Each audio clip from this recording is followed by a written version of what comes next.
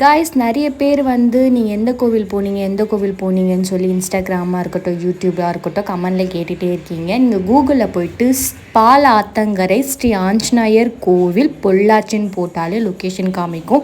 போகிற வழியெலாம் பார்த்தீங்கன்னா எந்த ஒரு நாள் நடமாட்டமே இருக்காது. பட் கோவில் ரீச் ஆன உடனே செம்மையாக இருக்குல்ல அப்படி உங்கள் மைண்டுக்குள்ளே தோணும். நாங்கள் கோவில் விட்டு கொக்கோலாகன் ரூமுக்கு போகிற வழியில் வந்து செம்ம மழை. இந்த மழையில் வந்து சூடாக காஃபி டீ போண்டா அந்த மாதிரி சாப்பிட்டா நல்லாயிருக்கும். பசி வேறு. அதனால் என்ன பண்ணேன், ஒரு டீ கடையில் சின்ன டீ கடையில் வந்து அப்படியே மழையை ரசிச்சுட்டு அண்ணா ஒரு டீ போண்டா பஜ்ஜின்னு சொல்லி கேட்டேன். ஏன்னா அப்போ தான் அதெல்லாம் சுட சுட போட்டு கொடுத்தாங்களே. அது கூட வந்து கார சட்னி தொட்டுக்க கொடுத்தாங்க. அதோடு வச்சு சாப்பிடும்போது செம்மையாக இருந்தது. எந்த அளவுக்கு சூடுனா அந்த போண்டா பஜ்ஜிலேருந்து ஆவி பறக்கிற அளவுக்கு சூடாக இருந்துச்சு. எனிவே அதெல்லாம் சாப்பிட்டு முடிச்சுட்டு மழை கொஞ்சம் விட்டுச்சு. அப்படியே ரூமுக்கு ரீச் ஆயாச்சு.